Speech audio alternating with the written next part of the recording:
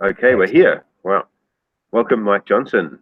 Mike Johnson's from the Qualia Research Institute, which he co-founded with Andres Emerson Gomez. And I might have said his name wrong, but yeah, sorry about that. Welcome, viewers, and thanks for tuning in. If you tuned in, if you're lucky enough to find the new URL, I'm sorry, but the other one didn't work. I was in a place where there was intermittent bandwidth. But here we are, and we're going to be talking about the titans of testable theories of consciousness. It's such a very exciting topic today. The Templeton Foundation is holding it may be, like it looks as though they will be following through on, I guess, testing two theories of consciousness. That's the information integrated theory that Giulio Tononi works on, and also the global workspace theory. So yeah, it's exciting. Yeah, I'm reading all I can about it, and it's very exciting to start to put this stuff on an empirical basis. Mm-hmm. Oh, absolutely. Yeah. I mean, like, there's so much value in having a testable hypothesis about things that really matter, and consciousness does really matter.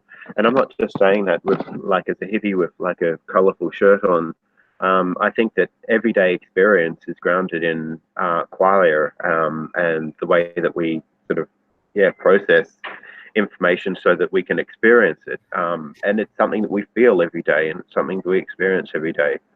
So it's, it's the way that we experience pleasure and pain, and it's great that we can sort of test the specifics of these feelings, and that we should do our best to find testable theories of consciousness. And I guess that's the only way that we can make significant progress is to make these theories testable and amenable to falsifiability. Right. So one important thing to me, it seems like different theories of consciousness have implicitly different goals, different Yes. conceptions of what it is to be a successful theory of consciousness. Mm. So I almost think that a big part of the negotiation, so to speak, will be trying to figure out what the win conditions really are. Yeah. So, for instance, the focus between these two theories, global workspace theory and IIT, it's nominally about the neural correlates of consciousness, sort of where consciousness lives in the brain, and they do make somewhat different predictions there. But I would also say that the two theories have a very different conception about what kind of thing consciousness is. Hmm. To say a little bit more about that, under global workspace theory, consciousness is sort of this top-down process that it's sort of the coordinating mechanism of the brain, Yes. and any information processing system that works roughly with the same high-level principles as our brain would Mm-hmm. produce much the same consciousness. Mm. And so under this, consciousness is sort of a process, not a thing. It's a dynamic process of coordination. Right. Whereas Tononi would take a very different approach, saying that consciousness is about phenomenology. Consciousness is about what it feels like to be a system. Well, I And mean, like, are these two sort of approaches or goals incommensurable? How do we marry them in a sense that is meaningful and testable? And right. So uh, I have some opinions here. I think that in the end, this is a question of how real consciousness is. And I think these are two good examples of the two different camps in consciousness research. And I may be somewhat opinionated here, but I think if one sort of turns the crank on these theories and takes both of them to their logical conclusions, then a theory like global workspace theory would tend to sort of explain away consciousness, or would put it on the same level as any other process. That it's a label for what's going on, Mm-hmm. but in the end, it's not foundational. Right. Would that make it a deflationary theory, or am I getting it mixed up here? It would be a deflationary theory, or sort of. I think the term in philosophy would be analytic functionalism. That in the end, consciousness is a useful cluster of concepts, just like life or justice would be, but it's not a natural kind. It doesn't carve reality at the joints. And so over time, we might sort of explain it away. Right. Get it. So Whereas, what yep. do you mean by a natural kind here? I mean, I think I'm not sure that like I fully understand what that would look like. So yeah, well, can we discuss that briefly? Yeah. So this is a term used by philosophers that it's a term used to refer to something that perfectly fits the contours of reality, that is actually real. So, depending on how physics progresses in the future, something like an electron we could consider a natural kind, but something like a pillow is not a natural kind. It's kind of a fuzzy concept. No, no pun intended. Kind of like me. Right. And you. Right. Yeah. Yes. Fair. These days. Yes. Yes. Or tallness, or a mountain. These aren't things with hard, crisp boundaries. Hmm. And so the core question in all of this is whether Children. oh yes, Some other fuzzy kind of concepts are just walking behind. I'll put on mute when I can. no worries. After all, I am sitting in the back of a coffee shop with a playground. Yes. See? So I shouldn't. Yeah, children. There's rules about videoing children. Oh, sure. So the core question, I think, is whether consciousness is a natural kind or not. And global workspace would say no. Giulio Tononi's IIT would say yes. So how does the concept of a natural kind relate to primitives? Like, yeah. It's sort of another term for primitives, the primitives of reality, the things that are foundational that everything else is built out of. And so I tend to think that consciousness is a natural kind, that it is a primitive. So I'm very sympathetic to Tononi here. Well, let's ground this discussion in what people could get out of it. I mean, what's so special about just understanding what consciousness is, understanding the primitives, or understanding its natural kind, as philosophy would say? What's so useful about that? I mean, we have an experience of it every day. Do we really need to understand it? Yeah. I mean, I I would sound a say bit this. like an antagonist there. I do think that. I do think it would be great to understand it from just from a guy who wants to have an insight into how I work.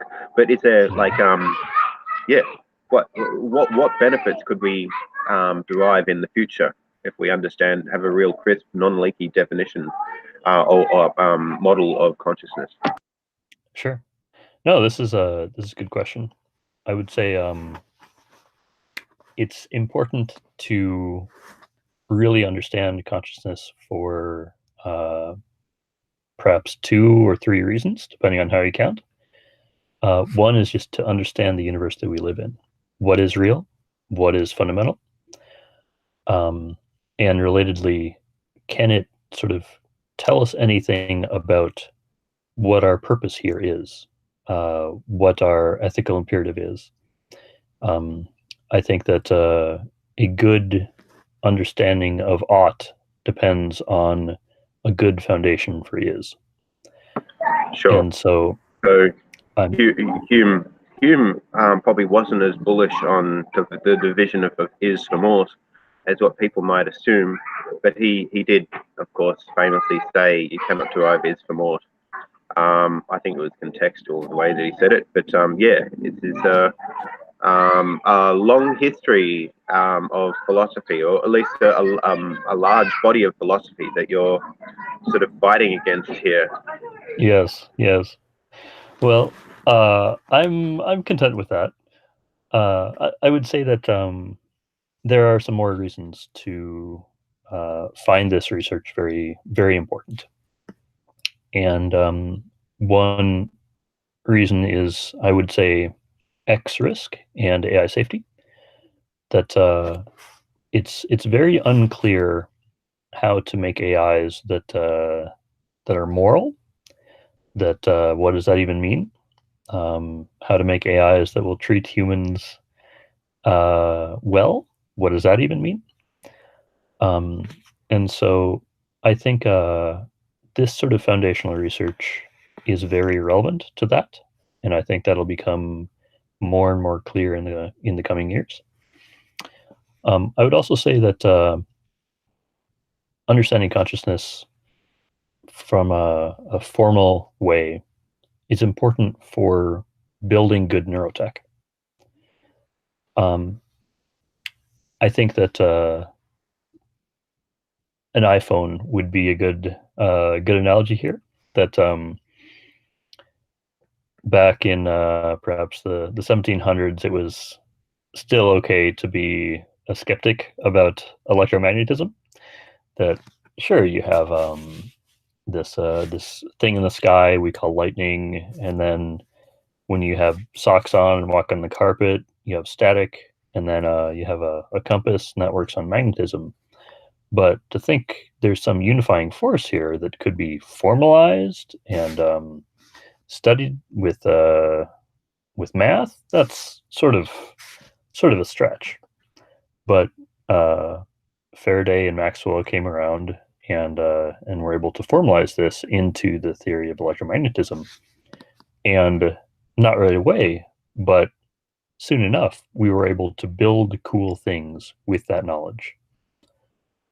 Likewise, I think understanding if there is sort of hidden formal structure to consciousness, then by discovering this hidden formal structure, we should be able to build cool things.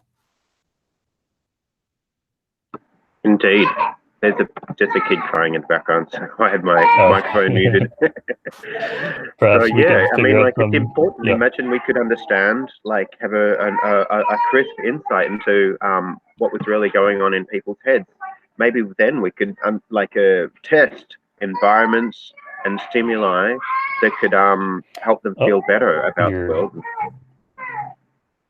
You cut out just a little bit. Could you say that again?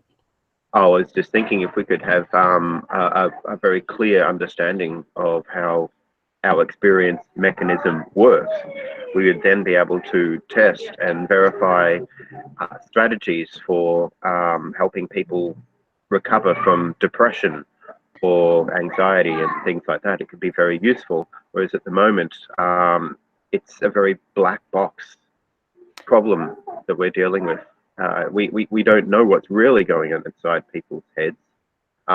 We just use behavioral studies to test what's going on to an extent. Yeah? Yeah, I would strongly agree. And that's something that QRI is taking a close look at.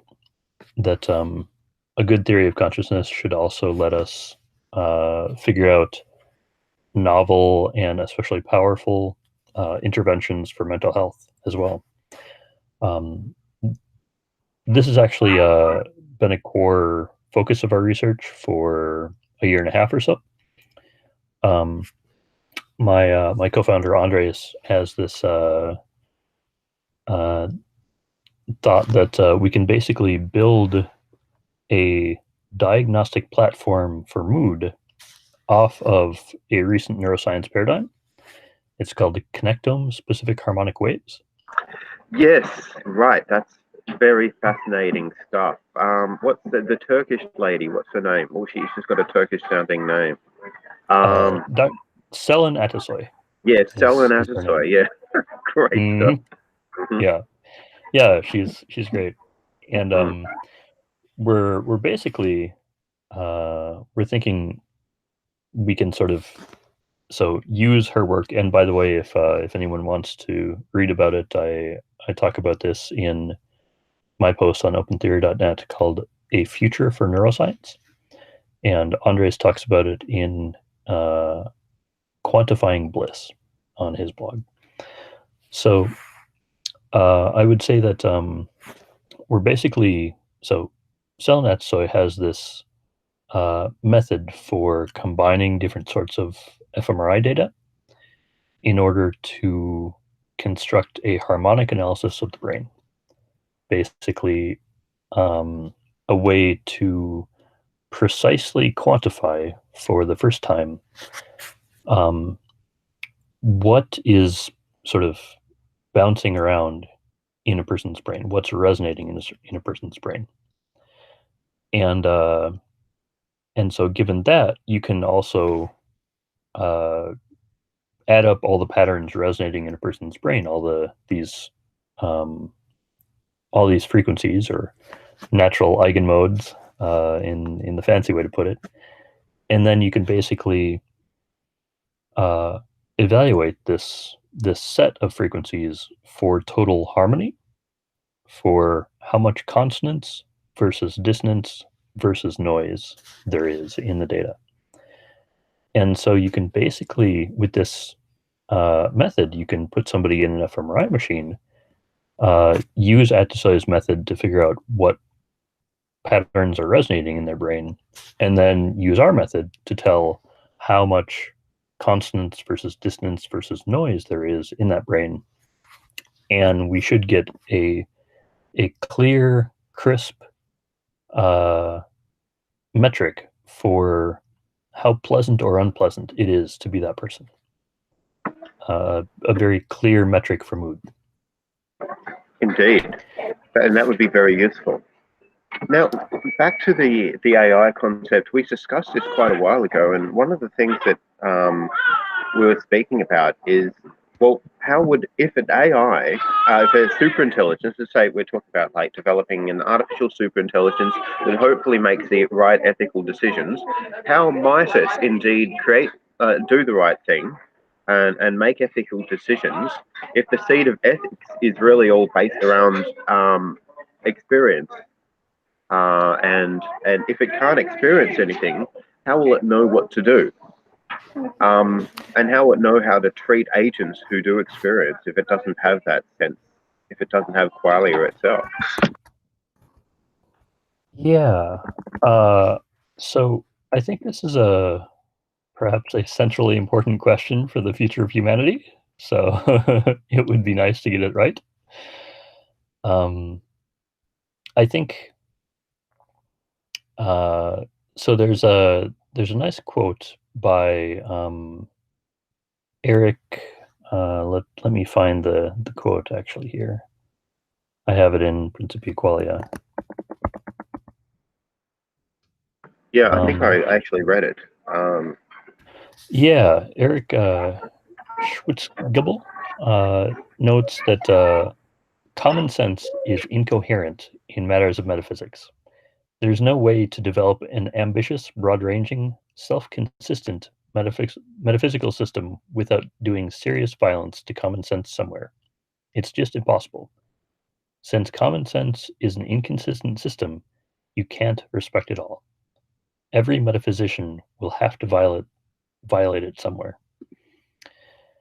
And I think this speaks to the difficulty in formalizing human ethics, human morality, that our ethical system is not a consistent formal system, and it has these little incoherencies or inconsistencies in it, such that you can prove anything is ethical, or you can prove nothing is ethical, and so on. And so this is not necessarily something great to try to base AI ethics on, because if you basically tell an AI that it must follow an inconsistent system, probably bad things will happen. The Certainly bad alternative, things have happened with people trying to follow inconsistent systems over the years. right? Demonstrably so, yes. Right. I mean, like, look, I've seen arguments even recently on Reddit, but people arguing for slavery again based on moral relativism. Right. Okay. Right. So yeah, there's so many different ways that you can go wrong with I mean, tying yourself to logic tied to an inconsistent system. And I want to just briefly mention QRI's alternative, which is to base ethics on, or to build an experience-based ethics. So we would value the production of some qualia. We would disvalue the production of other qualia, suffering perhaps. So I can't say that this would make AI safety trivial, but I also think that it would make it possible. Max Tegmark has a nice paper on this. It's Friendly Artificial Intelligence, the Physics Challenge. And he talks about how we seem to have a problem, because we really don't know what ethics is in terms of physics. That what makes some particle arrangements ethically better, ethically superior to another particle arrangement. I mean, for instance, you having a nice cup of coffee, that is a certain particle arrangement.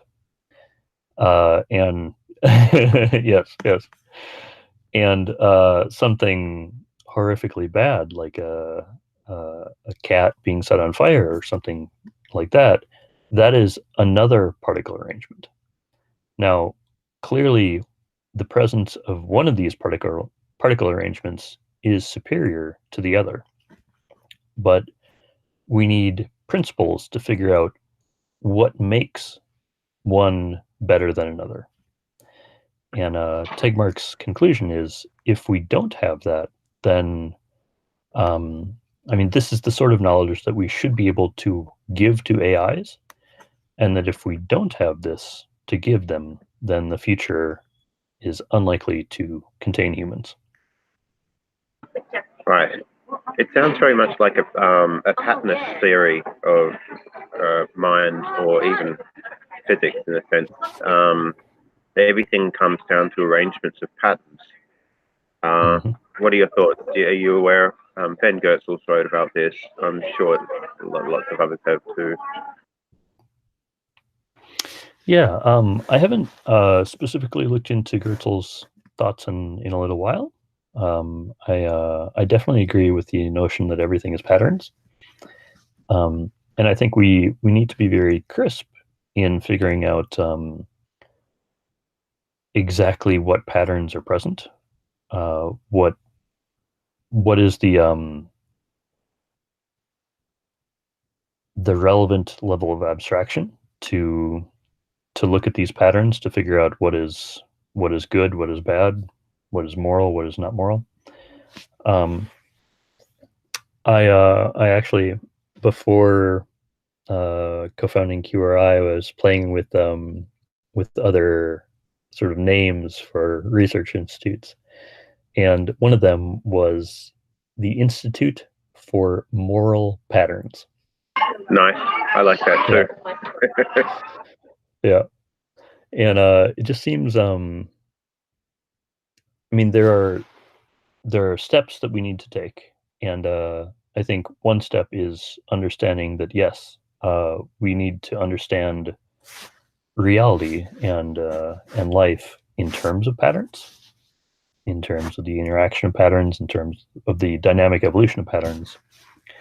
And then another step that's very important that QRI is working on is figuring out what makes some patterns better in some sense than others. How can patterns be better?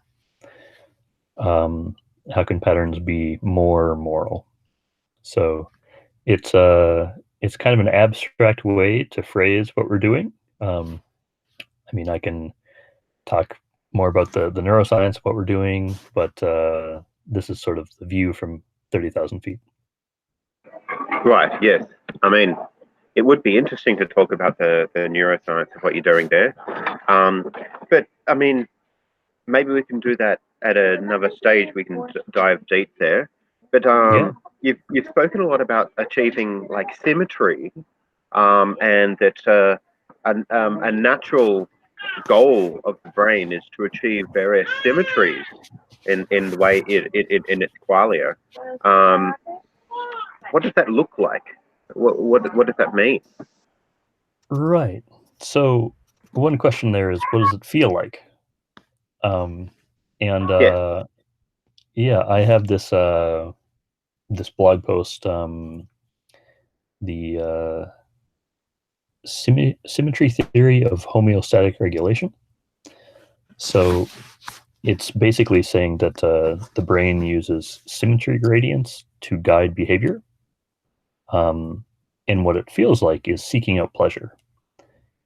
And how that's implemented in the brain is we basically try to climb the symmetry gradient. We try to push toward brain states with higher harmony.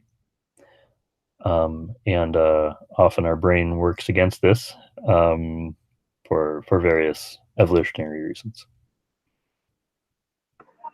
So what's the what does the symmetry gradient hierarchy look like, feel like, or mean? Can you Sure. describe that? Yeah. So one one frame on this would be Carl Friston's work on the free energy principle. Basically, he says that self-organizing systems in equilibrium with their environment try to minimize free energy. And I think if one looked into how that's implemented in the human brain would try to minimize dissonance. And so this is very apparent in some contexts that if there's dissonant noise around, for example, children crying or somebody playing, I don't know, just a bunch of random notes on the piano. Napalm Death, or some sort of like really harsh punk music. I like that stuff, Right. by the way. Yeah, but Yeah. That's maybe another interesting topic. Why? yes.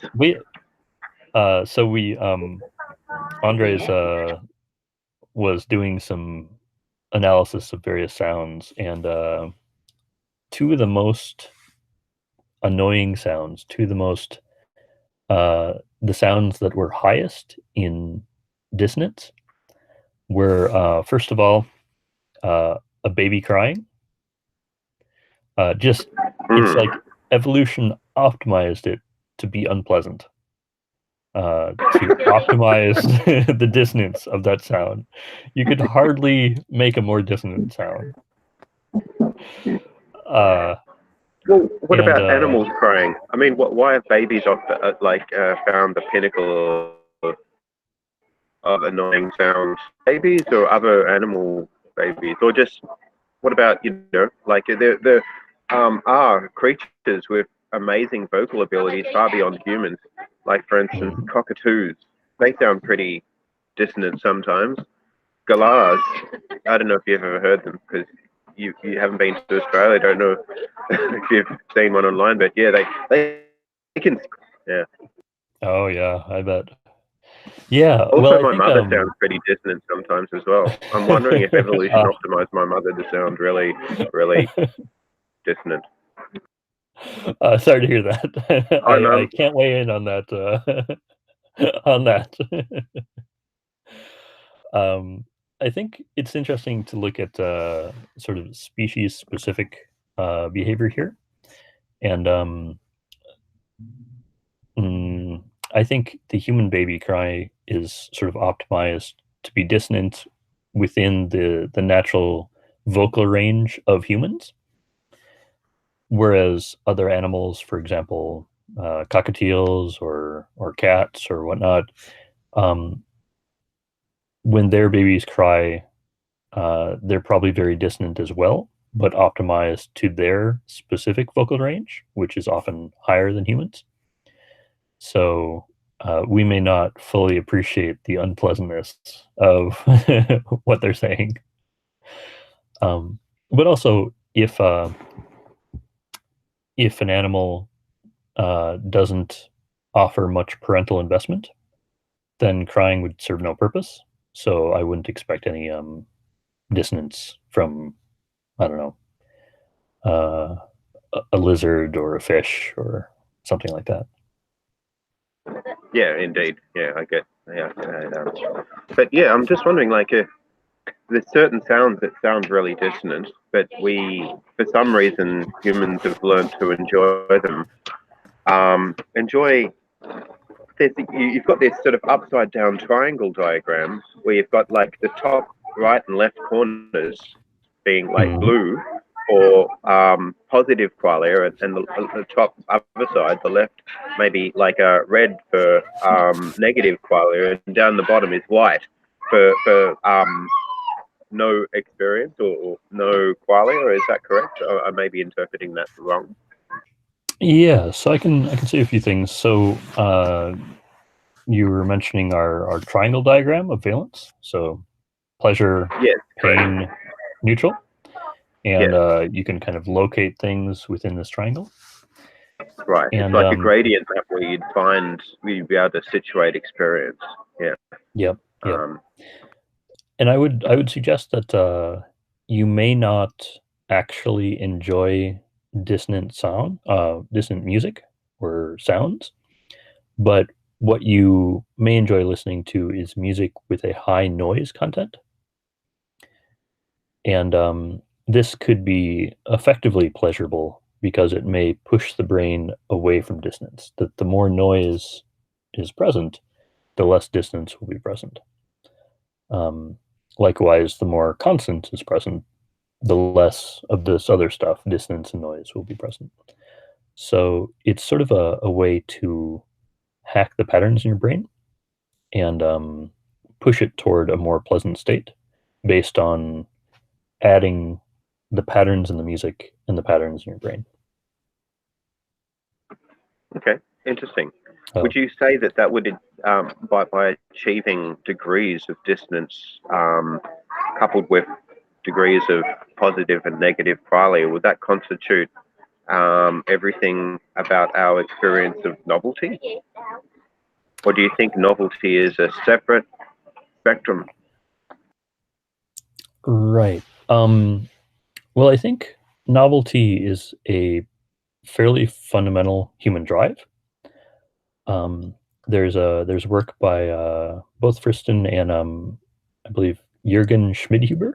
He has this idea of a compression drive, and basically we're incentivized to go out in the world and experience new things to build our compression library, so to speak. And so novelty feels good. At the same time, I don't think novelty feeling good is some separate kind of pleasure.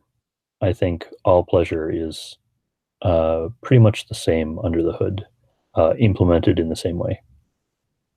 And this is there's work by Berridge and Kringelbach on this, that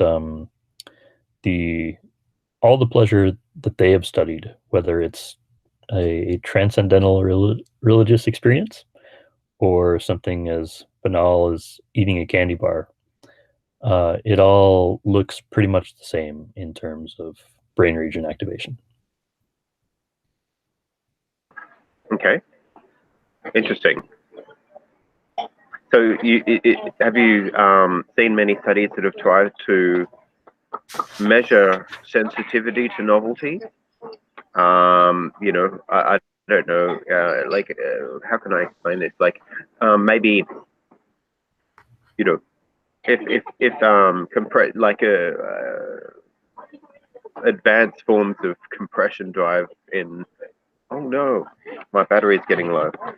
So yes, if there's advanced forms in like that, people go out and try and compress novel experience into novel concepts. Has there been a way that people have been able to measure that phenomenon in the brain?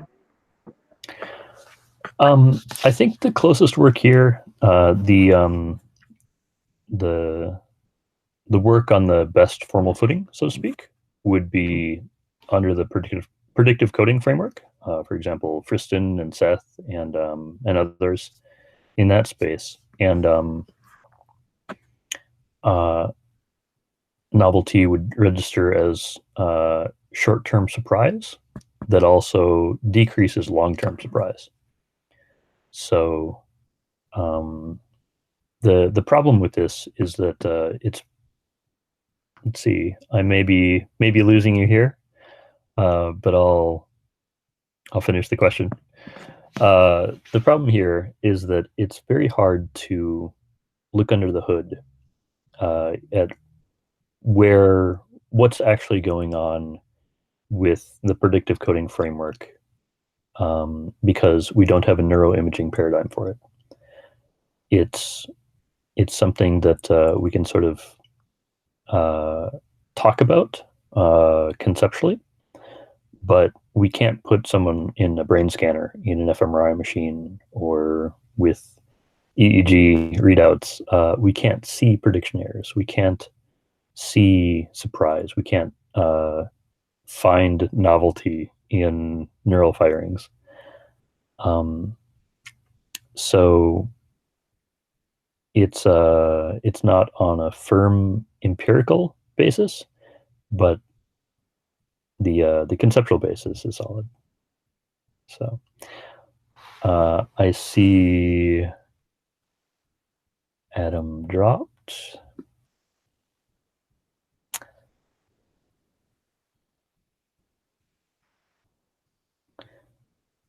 I'm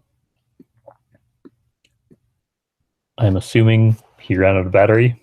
A moment of silence for Adam's laptop.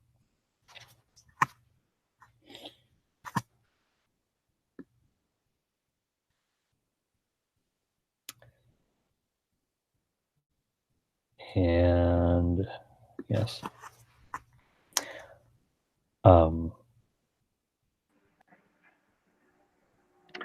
Oh, great. You're back? I'm back. Sorry about that. Yeah, my battery power went from 7% to 0 in seconds. I see. It just, yeah, well, I don't know if it went to absolute 0, but my computer decided to sleep. Sure. Yeah. I can give you my answer to your question about surprise, novelty. Unfortunately, so the best frame for this would probably be in the predictive coding framework. Friston and Seth and others work on the free energy principle. At the same time, the weakness of that is it's only conceptual, in that there's not a good neuroimaging paradigm to track it in the brain. You can't put somebody in an fMRI and see the prediction errors. There are some hypotheses about how you can sort of proxy that in a lossy way, but it's not really an empirical capable frame right now, which is why I'm so excited about Selin Atasoy's connectome specific harmonic waves, because that is an empirical frame. So you can put somebody in an fMRI and kind of see it going on.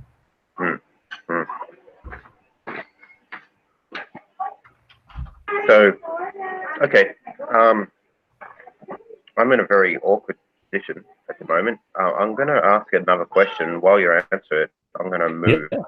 sure. So, someone asked in the comments, can AI become super without having to be conscious? Can super strong AI give us all we need without dealing with all these other issues? Right. That's a very important question. So QRI is, there are multiple viewpoints about that at QRI. My co-founder and good friend Andres would say it would be very difficult to create a super intelligent AI that was not conscious. That consciousness seems to involve some sort of computational capacity, and that systems without consciousness would lack some key form of information processing. So he would say maybe theoretically possible, but very, very, very practically difficult. And that understanding consciousness may, in fact, help us build smarter AIs. I tend to see consciousness and intelligence as fairly orthogonal, not particularly necessarily linked, at least.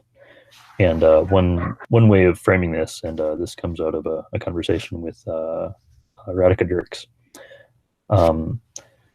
is that we can think of a four-quadrant system, and at the bottom you have systems which are not smart, not intelligent, and not conscious.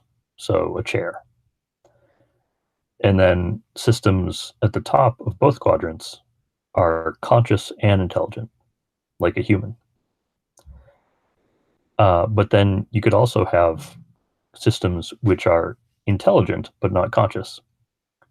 For example, uh, DeepMind AlphaGo, or something even more advanced, AIs. And then you could also have systems which are highly conscious but not intelligent. And I would say maybe, and just a shot in the dark, so to speak, black holes might be in this reference class. So I think the question is, from there, how much consciousness do you get for free if you build an intelligent system? And at this point, no one knows. Tononi believes that systems, even neural networks, run on conventional classical digital computers, von Neumann architecture type, would not be conscious, or would only have tiny fragments of qualia. And this is because, I mentioned this in Principia Qualia, but this is due to the way that he prevents double counting. He prevents elements being part of multiple consciousnesses at once. And the way that digital computers work is they use the CPU clock for everything. And so all virtual neurons would share the same CPU clock. So there's no sort of, based on the math of that, he would suggest that there's effectively no integrated information in the system. Because for there to be integrated information, you'd have to double count this CPU clock a lot. So yeah, so when I did the interview with Scott Aronson, he raised the concern that if it's all just about integrated information, then like maybe a compression system would be conscious, or maybe even like a firewall that tries Sure. to filter spam might be conscious. Yeah, maybe a driver for a piece of, like, for a network card or for a video card might be conscious. Sure. So, one comment there. Well, a few comments, maybe three. The first comment is it's unclear how much we should consider our intuitions, even the intuition of a very noted physicist, which I love Scott Aronson. Read his blog. He's amazing. Oh yeah, he's great value. He was an excellent interview subject, I must say. But beforehand we had some great discussions. Oh yeah, fantastic. Very yeah, fluid, very intelligent, funny, got a great sense of humor. Great human being too, I'd say. And yeah, it's this question of how good should we expect our intuitions to be with regard to what is conscious and what is not. So we shouldn't be surprised to be surprised. At the same time, I would also say great oxymoron. Yes. I'd like to be predictably surprised. Is that possible? Oh, sorry, you're breaking up a little bit. I said I'd like to be predictably surprised. Yeah. Yes. I want to. Yeah, surprise is such a nice feeling. Like when I'm surprised about something, it feels great that I've discovered something new that I was, previously somewhat ignorant or wrong about. It's really good to be surprised and have the inspiration to change my mind. Right. Well, it definitely depends on the nature of the surprise. Sure. Surprise that doesn't kill me, or surprise that doesn't hurt me too much. Sure. Yeah, I'm remembering a nice paper on this, emotional valence and the free energy principle, I believe, Joffoli and somebody. But basically, they chart the first and second derivatives of free energy, and there's some cool stuff that they bring out of that, and good surprises, bad surprises, etc. But anyway, to Scott's question or Scott's comment, I'd also say that it's not enough to just sketch out a series of logic gates. You actually have to build them. You actually have to physically instantiate them. So that might sort of shift the expectation a little bit toward Tononi, that you can't just run a thought experiment and say, is that conscious or is that conscious? But you actually have to physically build your thought experiment for it to be potentially conscious. Right. So can I just clarify? Does that mean you have to build physical circuits and not have logic circuits just running as software? What do you mean you have to build them? Sure. So Scott talks about this expander matrix, that if you have this sort of mathematical pattern of logic gates interacting, then you could potentially get an enormous amount of consciousness based on the math of IIT. And this is seen as a harsh critique of Tononi's view, because this simple, dumb system that's just doing this simple math thing over and over and over would be maybe hundreds of times more conscious than a human being. And the question is, how could that be right? And yeah, I mean, that's a good objection. At the same time, it could just be possible that that's true. And secondly, you do actually have to build the thing, that you have to physically build the logic gates, and that might shift our intuitions a little bit. I would say, though, that my overall frame on this, and this gets to, I think, the heart of a divide in consciousness research, is it's unclear whether so consciousness research tends to fall into two camps, and one camp, by far the biggest camp, proposes that we pay attention to the bits, we pay attention to the information processing, we pay attention to the system dynamics, and that is the key to understanding consciousness. And I think that leads to relativism. I think that leads to explaining consciousness away as just another process or a label for sort of mundane information processing stuff.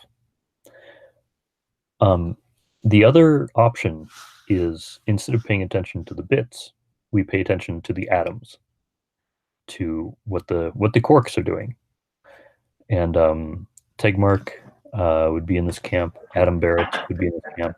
QRI would be in this camp. Just to quarks. I mean, yeah, that's pretty deep down.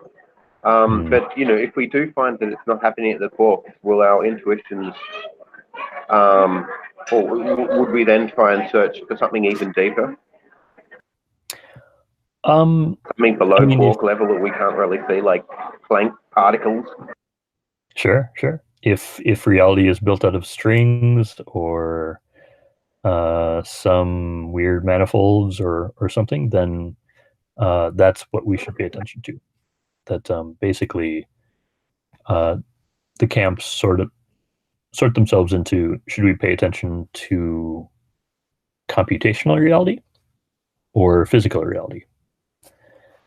And I think the only way to take consciousness as something that is foundationally real is to anchor it to something that is demonstrably foundationally real, which is physics.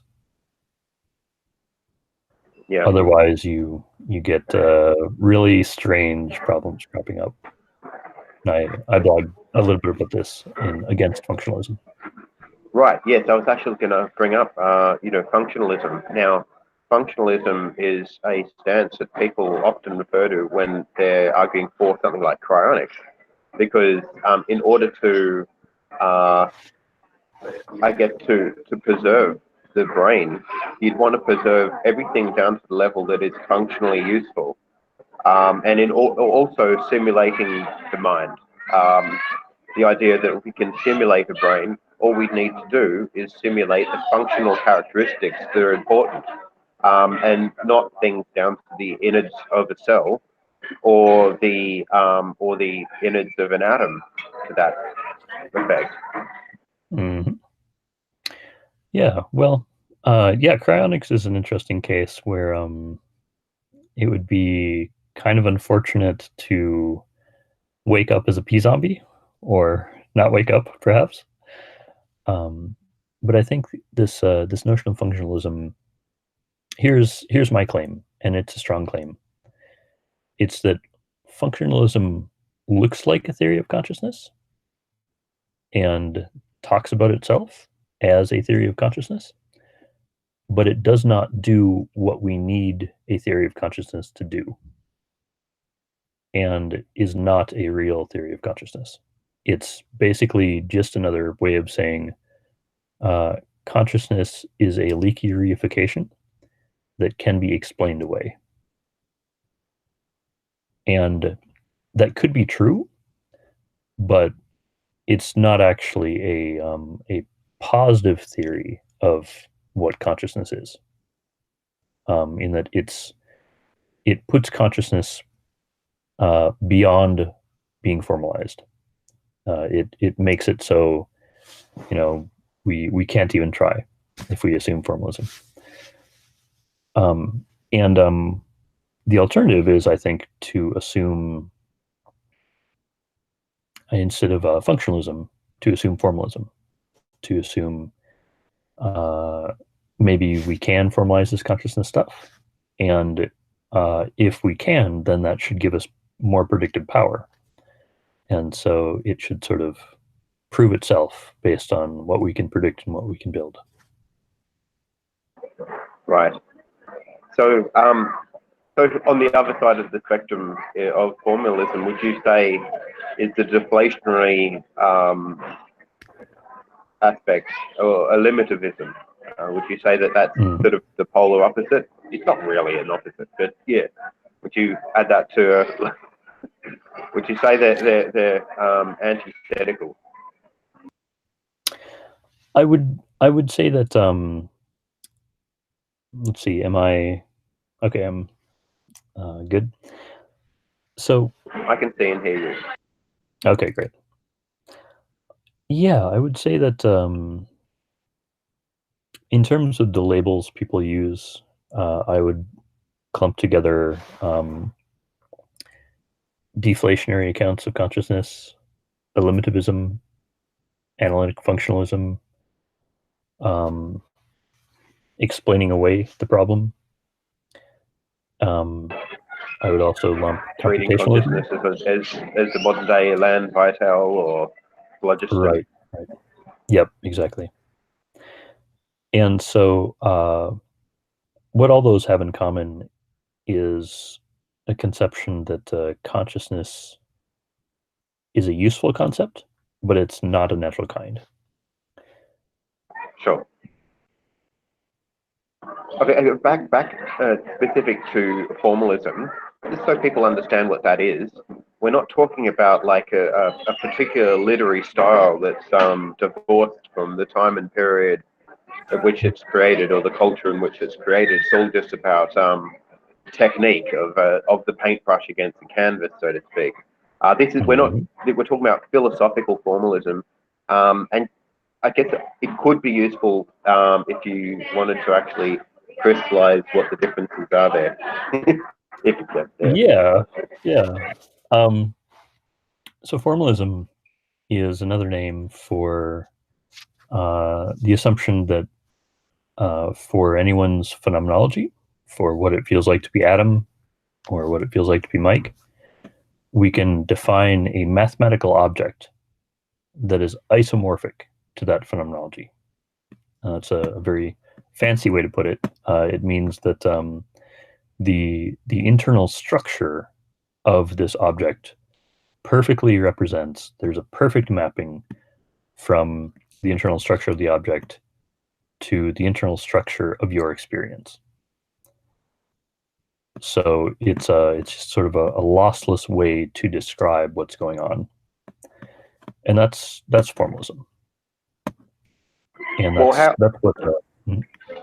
I'm not sure if people have been using the term formalism to describe brain or consciousness states much in the past.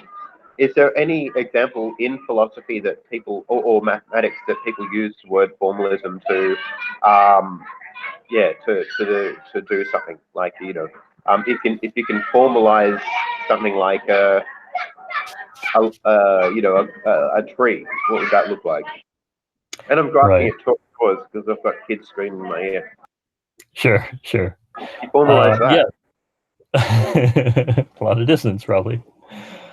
So Tononi is a formalist in terms of phenomenology. That would be probably the most salient example here. So QRI and IIT are both part of team formalism, I would say. Another example of a formalism would be electromagnetism. This is a formalism to describe physical systems, and it's very useful. It's predictive, and yeah, I think those would be my go-to two examples. Okay. Well, you've said that one way to, I guess, to judge veracity of an approach to understanding consciousness is by its truth. And well, if you're going to model like a youth formalism way of trying to describe it, then do you think that there's any fruits on the near horizon, or that have already fruited, that you can point to that will justify formalism as being the right way to go? Yeah. So Tononi's lab has been playing around with the zap and zip method for basically trying to predict whether coma patients will wake up, and it's based on a proxy for IIT, and it's a cool approach. I would say that QRI is diving into this with regard to understanding pain and pleasure.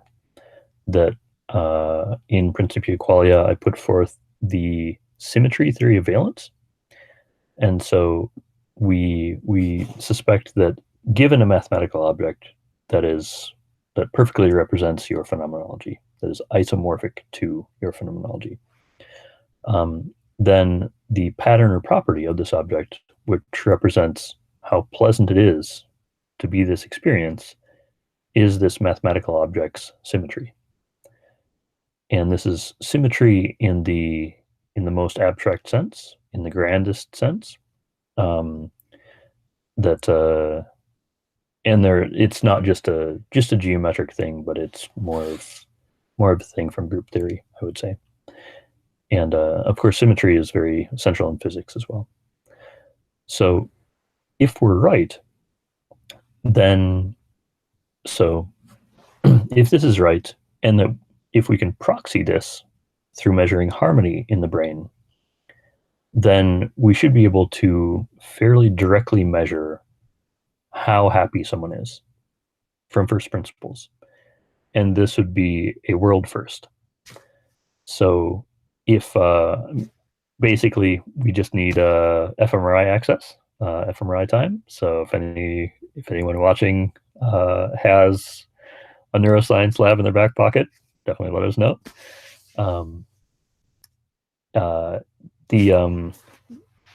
It would be world changing if this is right, not only because it would imply much about the nature of consciousness, that we got to this conclusion from first principles, so that would be evidence for our first principles. It would also sort of open up reverse engineering different kinds of qualia, that this is sort of the simplest place to start, but then we could start on the next simplest target, and so on. And then thirdly, there's this notion in business that what you can measure, you can manage. And if you can measure pain and pleasure in the brain, then you can figure out how to massage the brain in different ways to have more pleasure and less suffering. And I think that would be truly world-changing neurotech. Oh, indeed. To what extent can mathematics represent reality in like carving reality at the joints in the most accurate and smooth way as possible? If reality is analog, especially if the universe isn't granular, then how can we model such smooth curves in mathematics if we're talking about points, a point-based pattern system to approximate smoothness, much like we see in monitors, where we look really close, you see the jagged pixels, or you see anti-aliasing going on.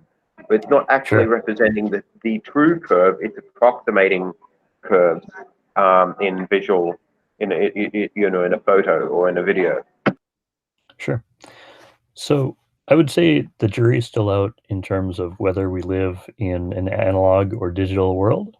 I would also say that there's sort of mathematical frameworks for dealing with analog systems, and there's mathematical frameworks for dealing with physical systems, or digital systems. And I would also say that who knows what sort of the foundational bedrock reality is, if that's analog or digital.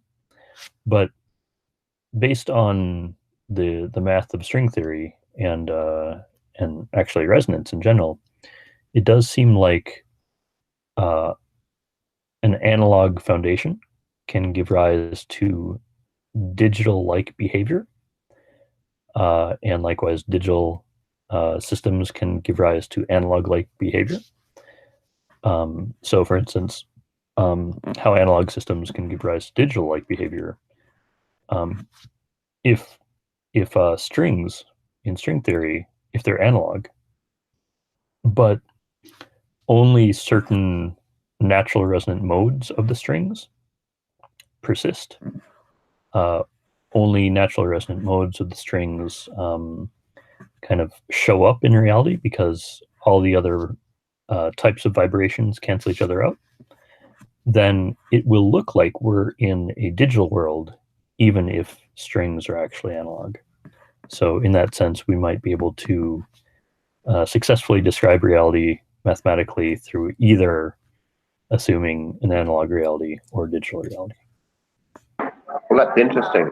But it sounds like if reality looks like it's digital, but it isn't, are we still aiming to approximate to what reality looks like with our mathematical objects, or is it better to try and model what reality actually is? But we definitely want to deal with what actually exists, what actually is. I guess the frame here might be we can use our physical theory, the standard model, for instance, to model particle interactions to a very high degree of accuracy, impressively, extremely high. And so in that sense, it's a sign that we might not have to worry too much about these questions if we can sort of find a similar way to describe consciousness. Sure. Okay. All right. Yeah. I still have this niggling feeling as though it's still functionalism, except the requirements for it, are quite high. That is, functionalism that can describe reality to a very, very exact degree, or sort of peek and poke at very deep aspects of reality. Yeah. Sure. I guess I'd have to do some more reading. I think I'm quite a bit about this. I think I need a bit more background to pursue any more meaningful questions about the nitpicking formalism versus functionalism. So sorry if I'm sounding too critical or no, not at all. Are a bit. Not at all. I would recommend. I wrote a paper or long post about this about 18 months ago. It was against functionalism. Why I think the Foundational Research Institute should change its approach. And I also just want to say I like FRI. I respect FRI, and I like what they do. But that was sort of my core argument of why I think functionalism is not a productive frame for understanding consciousness. Sure.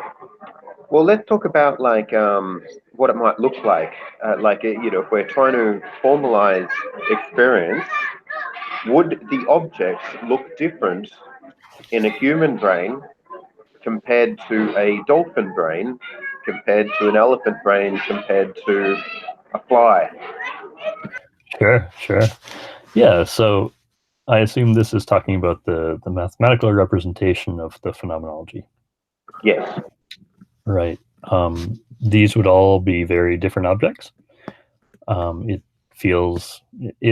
most likely feels very different to be a human or a bat or an elephant or a fly.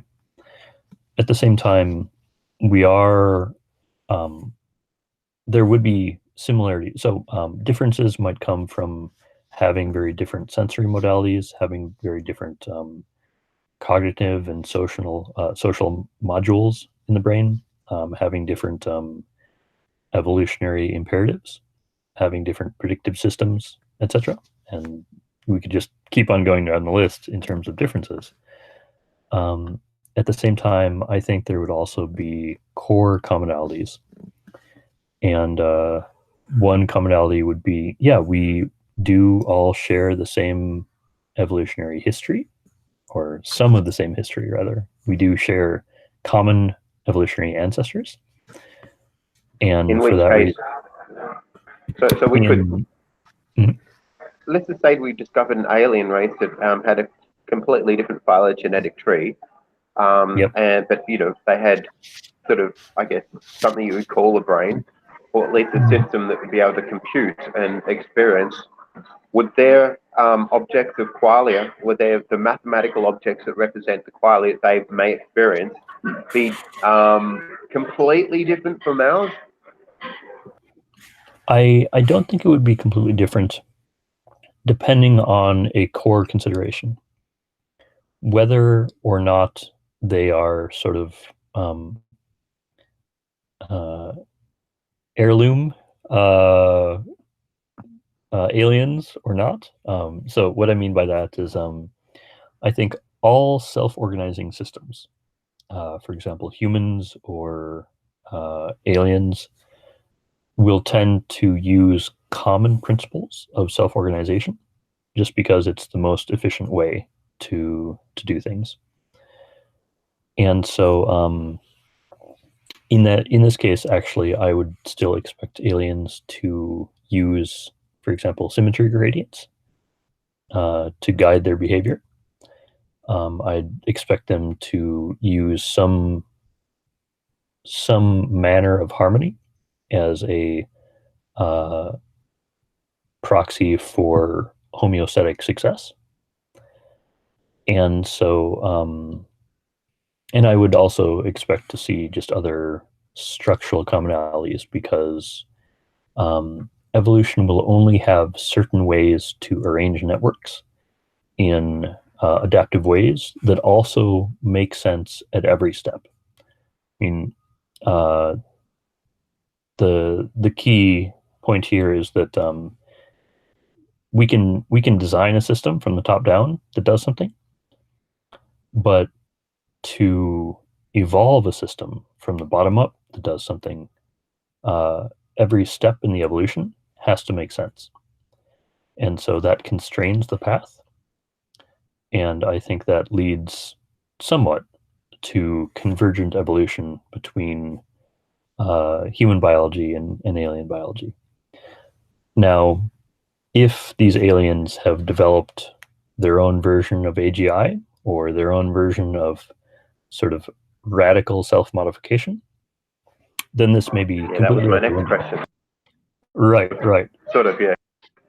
Yeah, I mean, then it's really dependent on idiosyncratic quirks of their self-modification trajectory, their aesthetic, etc. And we probably can't say very much, although maybe they will radically self-modify themselves into being more efficient pleasure maximizers, at which point we could say some things, perhaps. Right. Okay. So let's just say we developed an artificial superintelligence,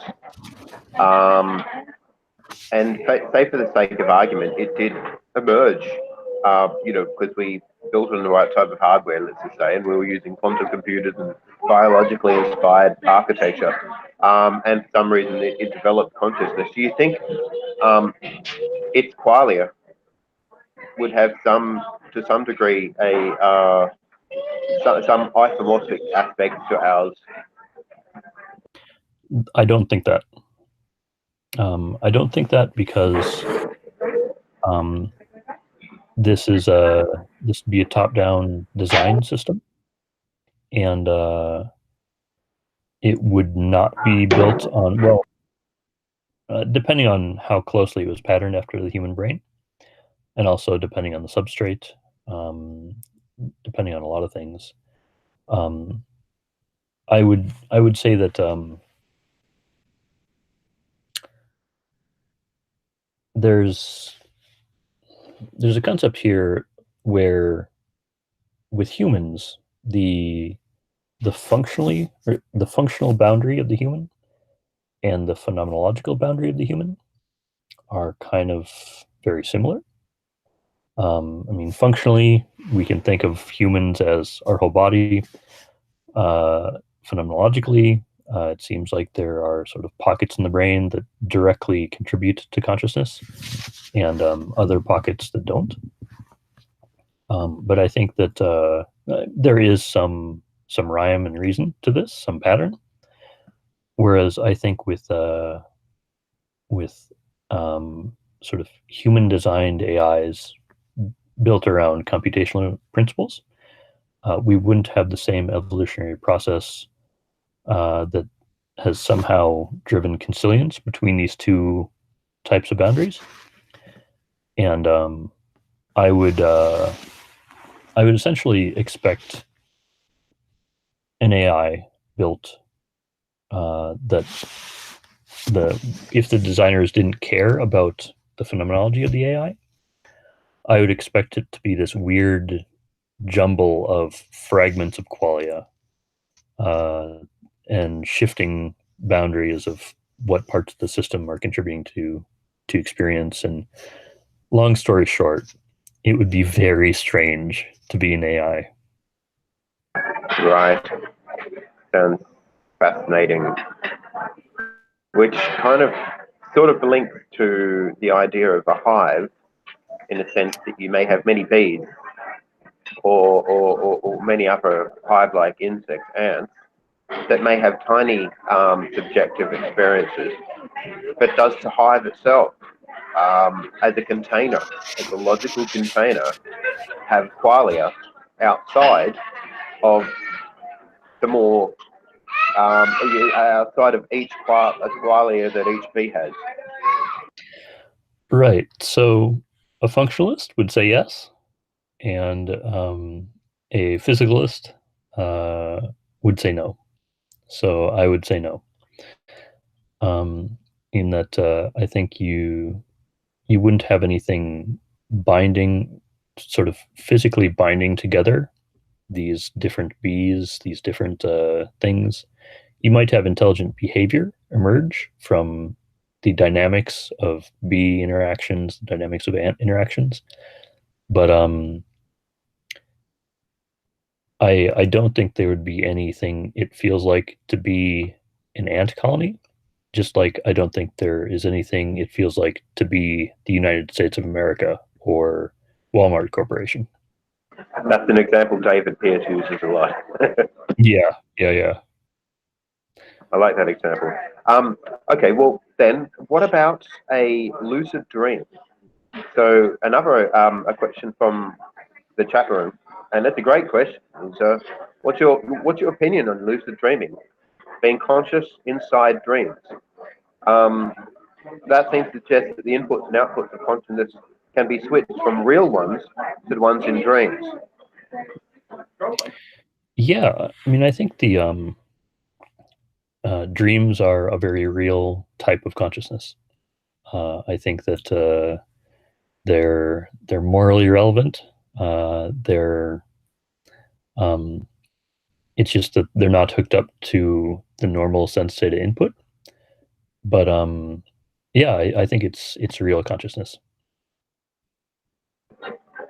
I wonder what it would be like to experiment with lucid dreaming, putting people in MRI scanners or magnetoencephalography scanners and such. Do you think that would be an interesting experiment to test for levels of qualia and gradients of experience? Yeah, and I think actually Tononi's lab has done this, or perhaps sort of allied labs. Um, I don't have the papers in front of me, but I would expect that this has already been done, and I think um, this is actually okay. I'm remembering that this is part of the evidence for uh, Casali et al.'s zap and zip method, where you basically ring the brain with the TMS pulse, and then you try to zip the resulting EEG data. and the compressibility determines the implicit level of integrated information. In people experiencing REM sleep, I believe the level of compressibility was roughly comparable to being awake and conscious. So that would be no smoking gun, but certainly suggestive evidence that it's the same sort of thing, consciousness. Well, speaking about smoking guns, do you think there's any likelihood of a smoking gun appearing on the near-term horizon? And if so, what do you think it would look like? Right.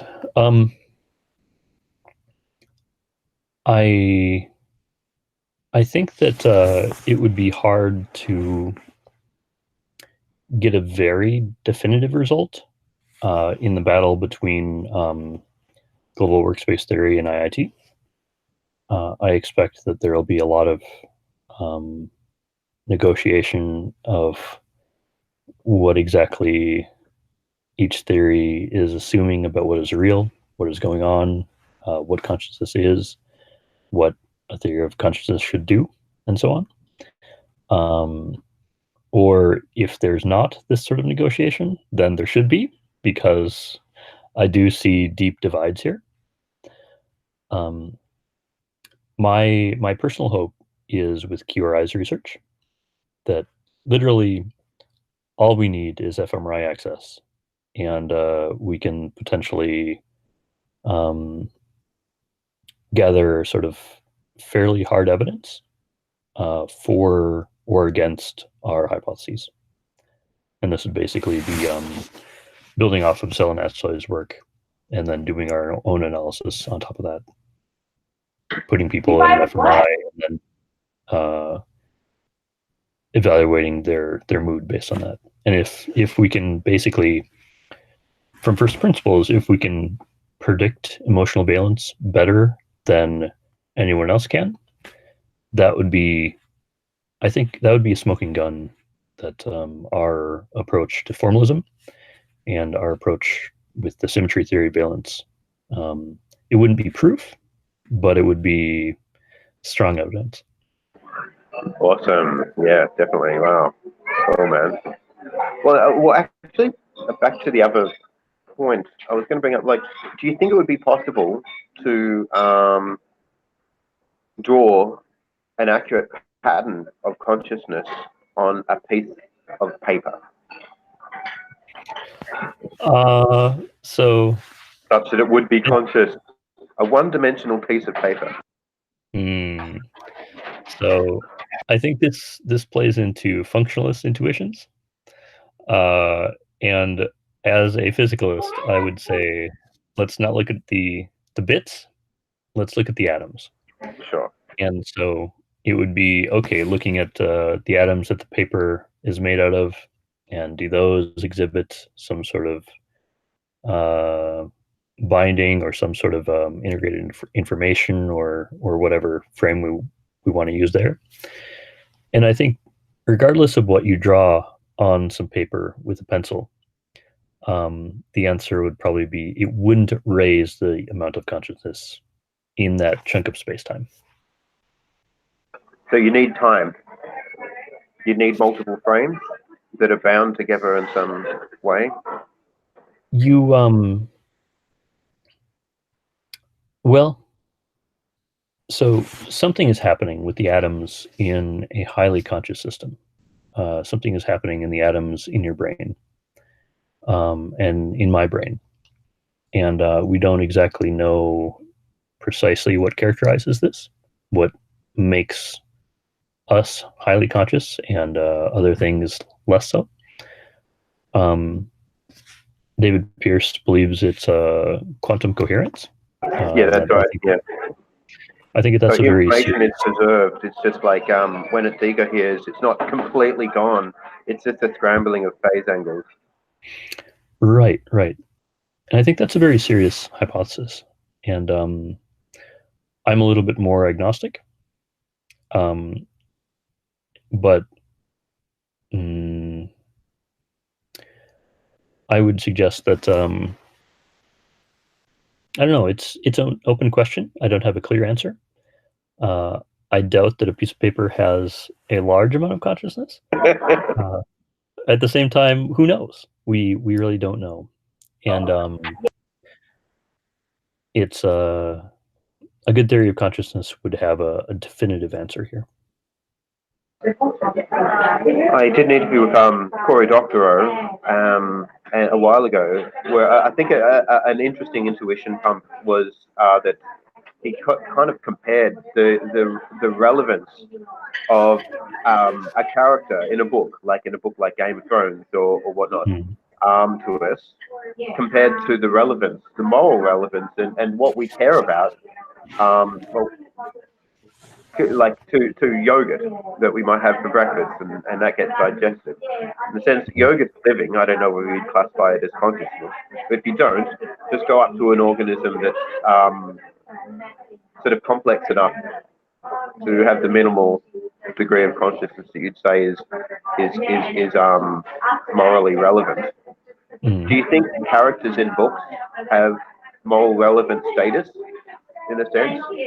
No, I don't, because can we point to the atoms which constitute them? And if they don't have atoms to call their own, if they're just there are the atoms in the book, there are the atoms in the computer that runs the word processor. Those are real, but if is Mickey Mouse in pain right now? I don't think that's a well-formed question, because he doesn't have any atoms to call his own, so to speak.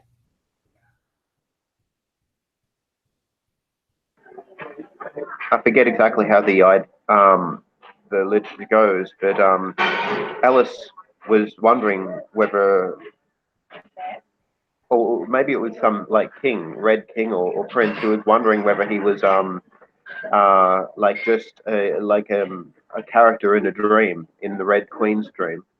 Would a character, if he felt that he was conscious and sort of had a felt that he had experience, would that be considered a morally relevant agent, in your opinion? Well, I think that's a tricky question. I think you can take the brain of somebody who's dreaming, and you can say there is phenomenology, there is subjective experience attached to that brain, but I wouldn't necessarily identify it with a dream character.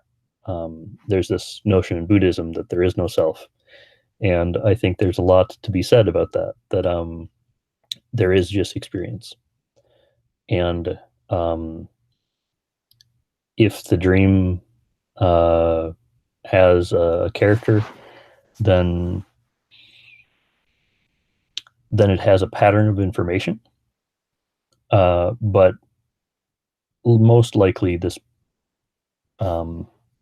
the dream itself is the phenomenology, and characters in the dream, sort of agents or like models of agents embedded in the phenomenology, do not themselves have phenomenology. That would be what I would say. Cool, man. I know that these have been quite crazy questions over the last 2 minutes, but I just thought they'd be interesting intuition pumps. I like the theme of Stump the Philosopher. So, what's that? Yeah. Oh, I enjoy the theme of Let's Stump the Philosopher. Yes. Yeah, I like stumping philosophers. Often it's because I feel stumped. And I just want to feel good about being stumped. If philosophers can feel stumped about what I'm stumped about, then it's okay. Right. So,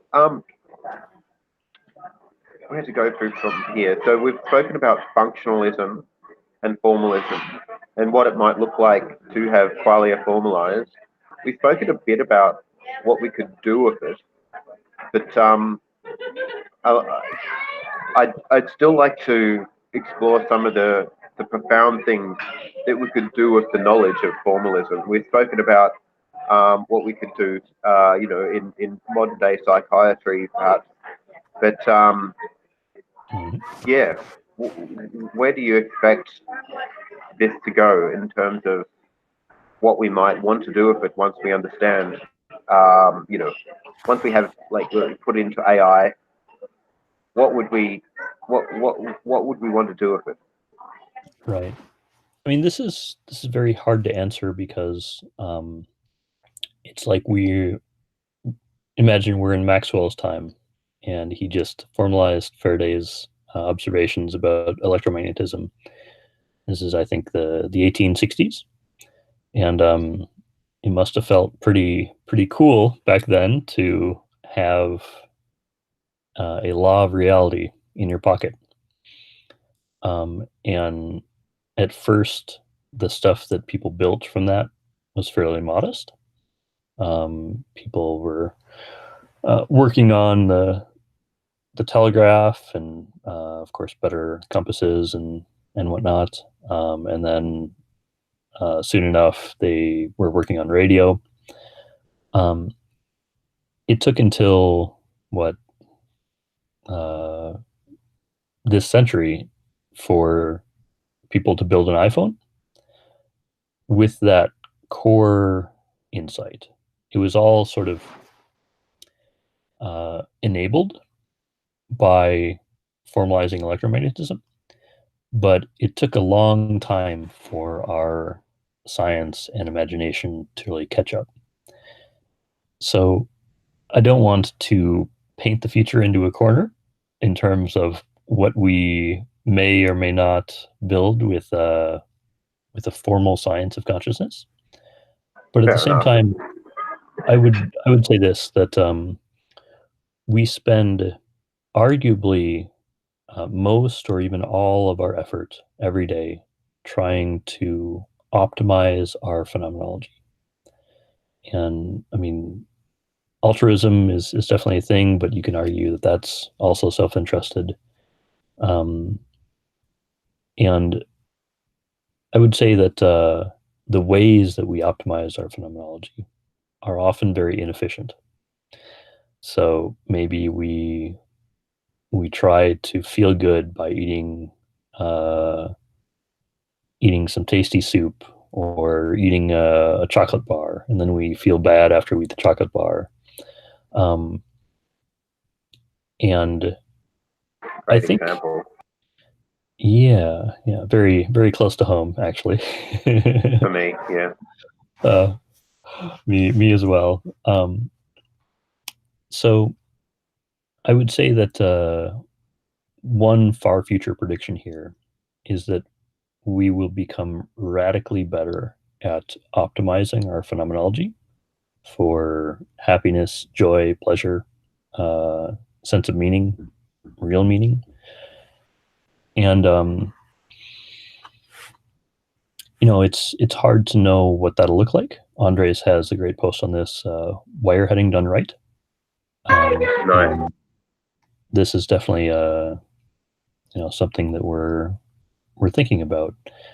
But I think that's the clearest far future prediction that I can make. That will basically, because we'll be able to start actually understanding and measuring what's really going on, the real phenomenology of ourselves and the universe, we will become radically better at optimizing it, whatever optimization means.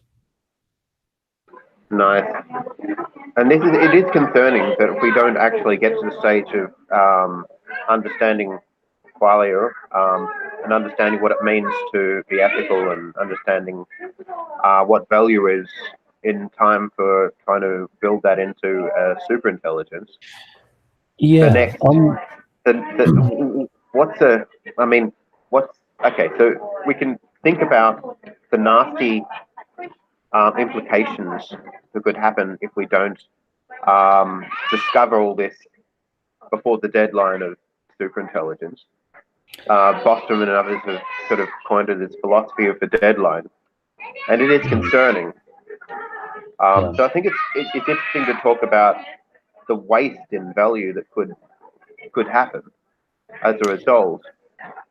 Yeah. First, I can. actually, I've got a follow-up question for this though. But let's talk about that first.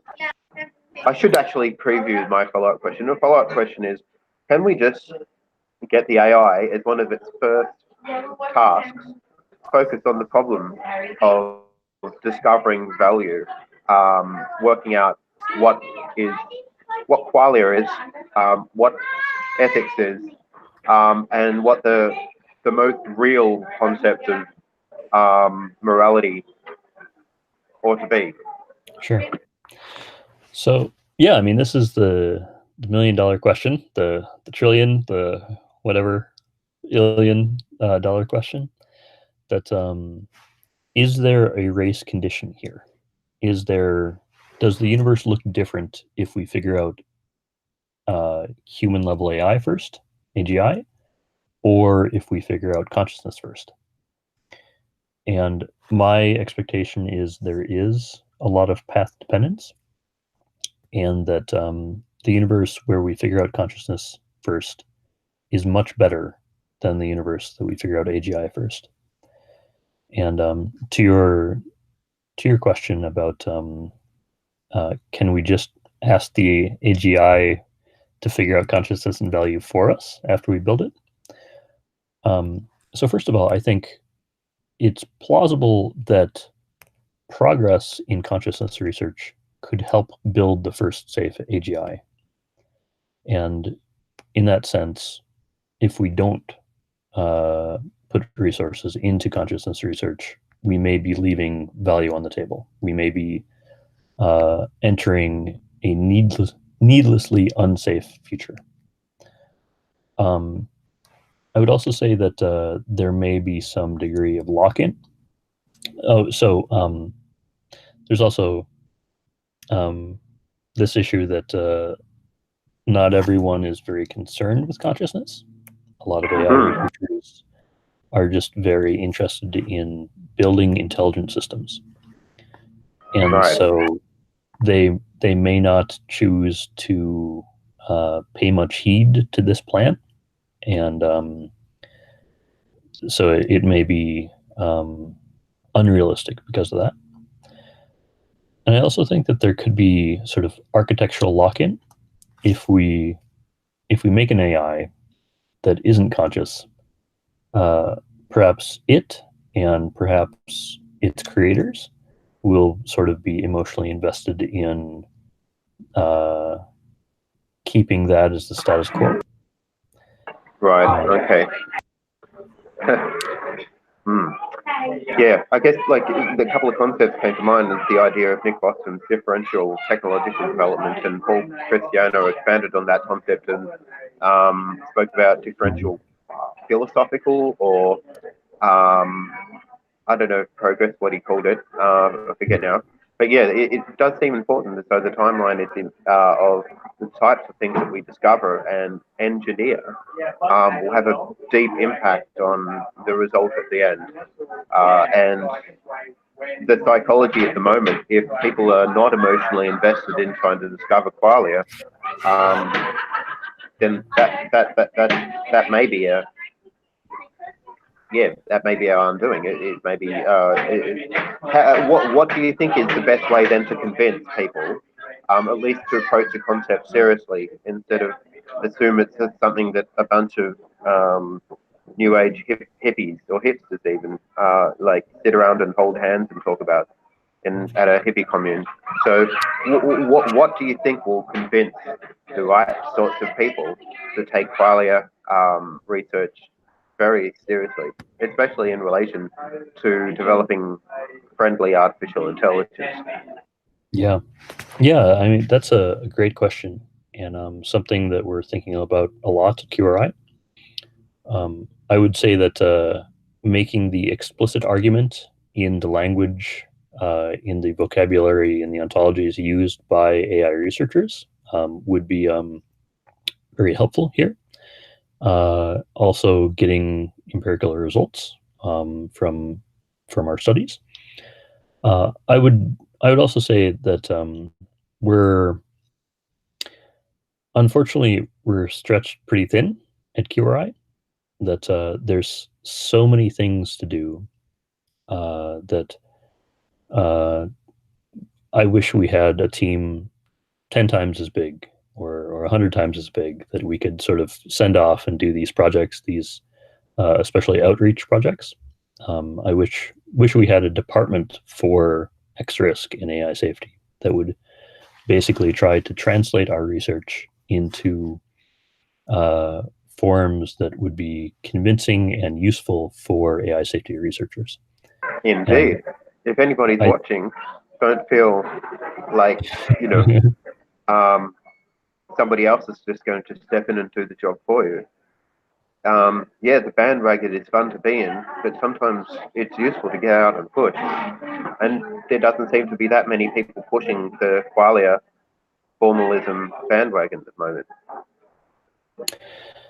Yeah, I don't know if bandwagon is a very friendly concept. Sorry. right, maybe not, but yeah. Right now we're a very small team. We are basically doing it all ourselves, and it would be great to. I mean, if people are interested in helping, we would welcome them very gratefully. And I mean, it is sort of hard to get up to speed on everything, and sort of we don't have a lot of bandwidth to help, I guess, give people directions. So if you can see something that clearly needs doing, then often the best thing to do is just to do it. That's why. I mean, that's kind of the heuristic that we've focused on at QRI. What kind of backgrounds? If somebody, if people were interested, and they thought they could contribute, but they're thinking, well, I'm not sure if I've got the right background. What kind of background do you think? The academic background, research background. What kind of background do you think is incredibly useful for the stuff that you're doing at the moment?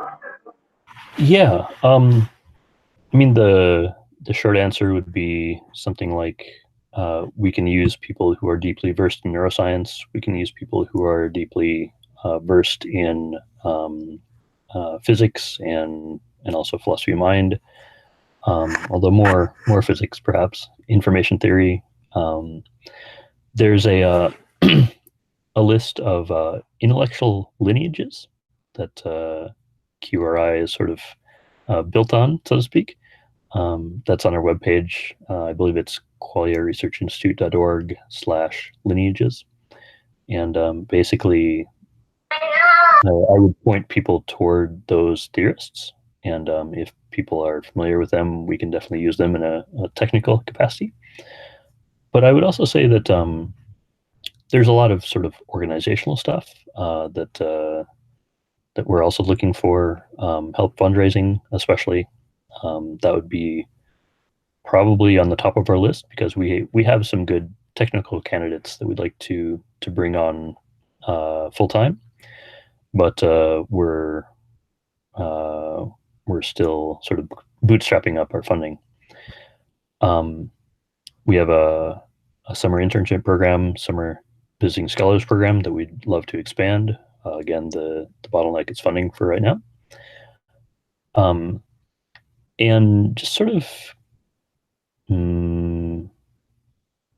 social outreach, I would say, that we would love to have people interested in sort of taking our work and translating it into forums that would be helpful for the AI safety community, for instance, or helpful for the wild animal suffering research team in EA. That we have a lot of stuff, and we're most motivated to sort of do the abstract research because a lot of the time we feel kind of hard to replace in this sense. And so we probably underinvest in outreach, and we underinvest in translational research, so to speak. So if people can give us a hand with that, that would be amazing. Well, it's certainly very fascinating concept for anybody really to think about. But yes, in order to make significant progress, having the right kinds of expertise sounds great. But yeah, definitely amazing and interesting. Look, we've been speaking for close to 2 hours, which is great. I've really enjoyed it. Is there any particular topics that we haven't really covered that you'd like to put on the table now? No, I'd just point people to our intellectual lineages. That's something that I've thought about, and also, yeah, I guess no other specific topics come to mind. I've certainly enjoyed the discussion. Yeah, absolutely. I'm very interested in following up at another stage the types of experiments you're doing right now and the progress that you've made. But yes, let's talk about that in a separate forum and discuss whether we can talk about that at another time. Yeah. Yeah. But thanks everybody for tuning in and listening and watching and providing questions in the chat window at the side there. So it's been really great to have everybody here, and it's certainly one of the most amazing topics to be talking about right now.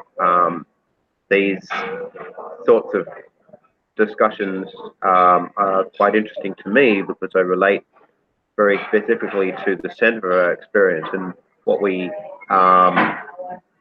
what we feel every day, and what really the center of what we our being, and it's all very important, and we need to it'd be very useful for us to understand this so that we can make future progress in engineering better ways of experiencing the world and solve problems that require a deep understanding of experience to make proper progress, or to make a significant progress.